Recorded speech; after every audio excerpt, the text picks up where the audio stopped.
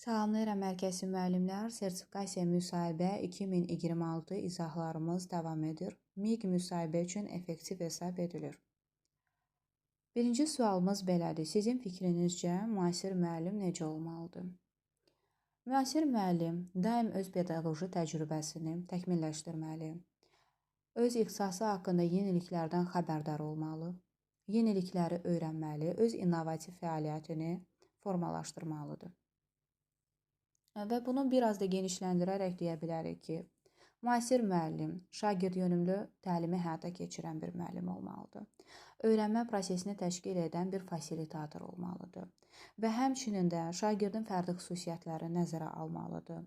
Onlar üçün interaktiv təlim metodlarından istifadə etməlidir, iş üsulu, iş forması və s. Texnologiyadan istifadə etməyi bacarmalıdır, yəni İKT-dən səmərəli istifadə etməlidir. Müasir müəllimin tənqidi, yaradıcı, məntiqi təfəkkürü inkişaf etməlidir daim. Müasir müəllim, belə deyək, peşəkar inkişaf edən bir müəllim olmalıdır. Daim inkişaf etməlidir. Daim özünü təkmilləşdirməyə meyilli olmalıdır. Valideynlərlə düzgün ünsiyyət quran, düzgün əməkdaşlıq yaradan bir müəllim olmalıdır.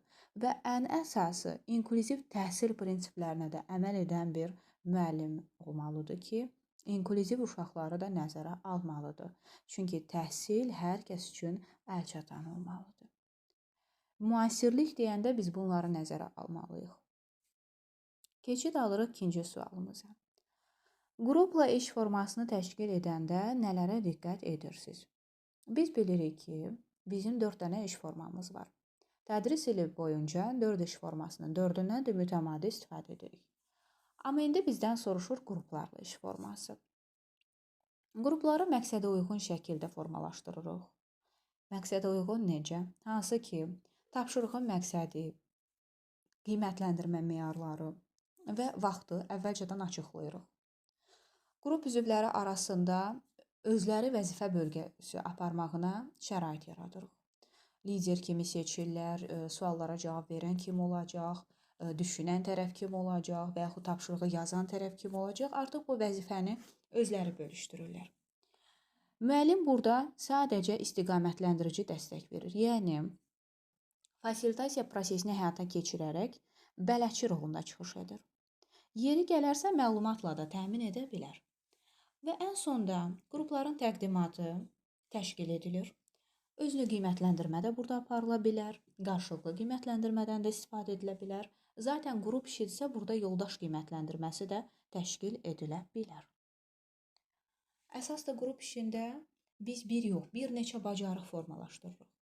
Əməkdaşlıq da var, ünsiyyət də var, münasibətlər də düzgün qurulur, komanda işi formalaşır, liderlik və s. bacarıqlar da formalaşmış olur. Keçid alırıq digər sualımıza. Üçüncü sualımız belədir.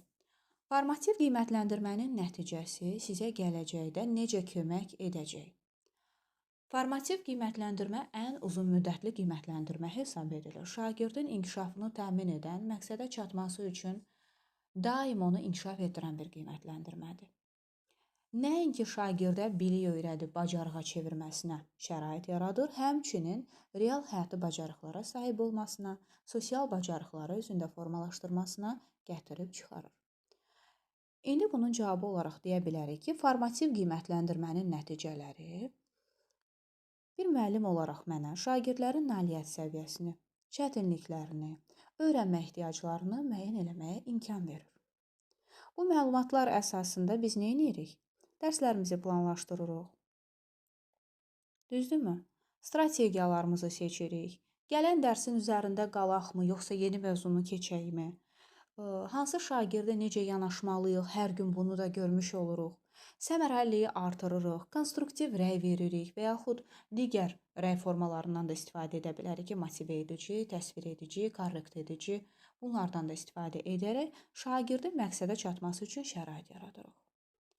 Deməli, müəllimlər, diaqnostikdə biz zaten deyirik ki, şagirdin mənfi müsbətlərini üzə çıxardıb, planlaşdırmanın düzgün qurulmasına istiqamətlənirik. Amma bir məqam da var.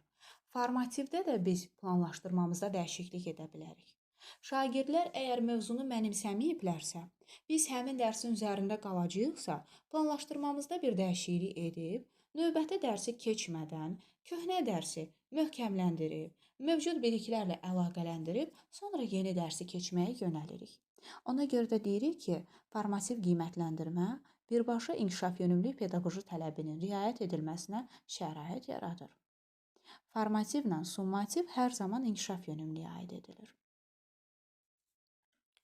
Belə və həmçinin də deyə bilərik ki, formativ qiymətləndirmənin nəticələri summativ qiymətləndirmədə özünü göstərəcək. Əgər formativ qiymətləndirmə zamanı hər gün mənfiliklər üzə çıxdıqca biz onları aradan götürürüksə, çatışmamazlıqları korrekt eləyiriksə, artıq summativ qiymətləndirmələr zamanı bizim şagirdlərimiz gözəl nəticə əldə eləyəcəklər. Keçid alırıq digər sualımıza. 4-cü sual belədir. Təlim zamanı bütün şagirdlərin fəal iştirak etməsini necə təmin edirsiniz? Biz bilirik ki, elə bir təlim qurmalıyıq ki, orada bütün şagirdlər öyrənə bilsin. Həm həmin şagirdlərin fərdi xüsusiyyətlərini nəzərə alaq, həmçinin də onlar arasında ayrı-seçkilik etmədən hamısının öyrənməsini təmin edək. Bunun üçün biz diferensial təlimdən də istifadə edə bilərik. Müxtəlif öyrənmə tərzi, meyl, maraq, potensiala sahib olan şagirdlərin bir qrupda öyrənməsini təmin edirik.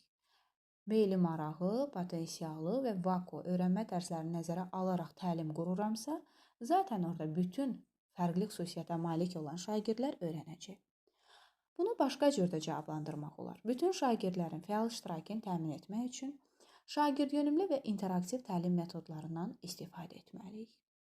Tapşırıqları şagirdlərin potensial səviyyəsinə uyğun şəkildə qururuq, tərtib edirik.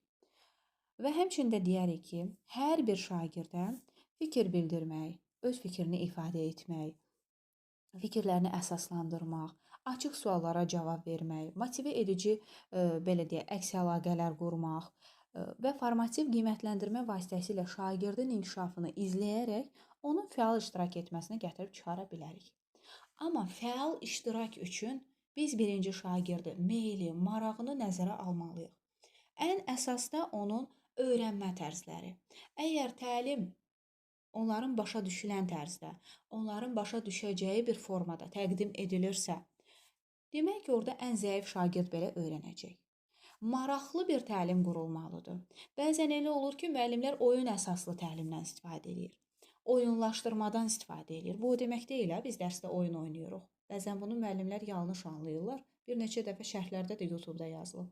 Oyun əsaslı oyunlaşdırma dərsdə oyun oynamaq deyil, mövzu üzrə oyunun təşkil edilməsidir.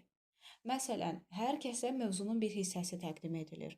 Hər kəs öyrənərək suallar tərtib eləyir. Və yaxud iki qrupa bölünür sinif, bir tərəf sualları verən olur, digər tərəf cavablandıran olur. Sonra yenə yerlərini dəyişirlər. Sual verən tərəflə sualı cavab verən tərəf yer dəyişmə edib tam əksini edirlər. Və yaxud da püşkatma yolu ilə müəyyən obrazlar götürülür. Məsələn, tarix fənnindən deyək, hökmdar və yaxud orada olan mədəniyyət, ədəbiyyatı, xronoloji ardıcıllıq, hər kəs özünə düşən cavabları yadında qaldığı qədər, öyrəndiyi qədər cavablandırmış olur. Həm maraqlı olur şagirdlər üçün, həm sanki özlərini əyləncəli hiss edirlər, həm də mövzunu asan yolla öyrənirlər.